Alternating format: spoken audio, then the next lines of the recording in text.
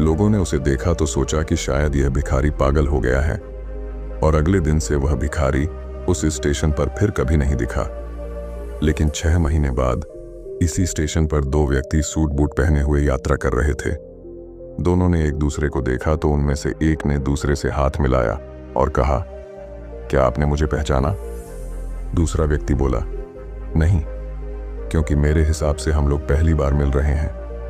पहला व्यक्ति बोला, नहीं, आप याद कीजिए, हम पहली बार नहीं बल्कि तीसरी बार मिल रहे हैं। दूसरा व्यक्ति बोला, मुझे याद नहीं, वैसे हम पहले 2 बार कब मिले थे?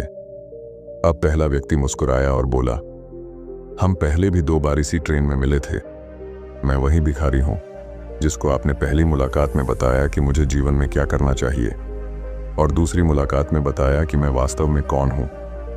दूसरा व्यक्ति मुस्कुराया और अचंभित होते हुए बोला, ओह, याद आया, तुम वही भिखारी हो जिसे मैंने एक बार भीख देने से मना कर दिया था और दूसरी बार मैंने तुमसे कुछ फूल खरीदे थे।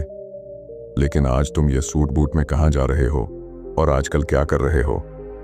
तब पहला व्यक्ति बोला, हाँ, मैं वही भिखारी हूं, लेकिन आज मैं फूलों का एक बहुत बड़ा व्यापारी हूं और इसी व्यापार के काम से ही दूसरे शहर जा रहा हूं। कुछ देर रुकने के बाद वह फिर बोला, आपने मुझे पहली मुलाकात में प्रकृति का वह नियम बताया था जिसके अनुसार हमें तभी कुछ मिलता है जब हम कुछ देते हैं। लेन देन का यह नियम वास्तव में काम करता है। मैंने यह बहुत अच्छी तरह महसूस किया है, लेकिन मैं खुद को हमेशा भिखारी ही समझता रहा। इससे ऊपर उठकर मैंने कभी सोचा ही नहीं।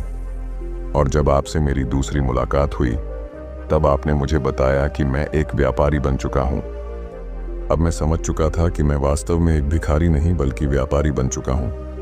मैंने समझ लिया था कि लोग मुझे इतनी भीख क्यों दे रहे हैं, क्योंकि वह मुझे भीख नहीं दे रहे थे बल्कि उन फूलों का मूल्य चुका रहे थे।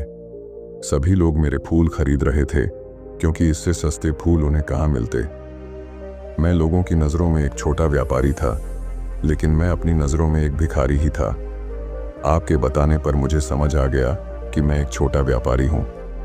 मैंने ट्रेन में फूल बांटने से जो पैसे इकट्ठे किए थे उनसे बहुत से फूल खरीदे और फूलों का व्यापारी बन गया।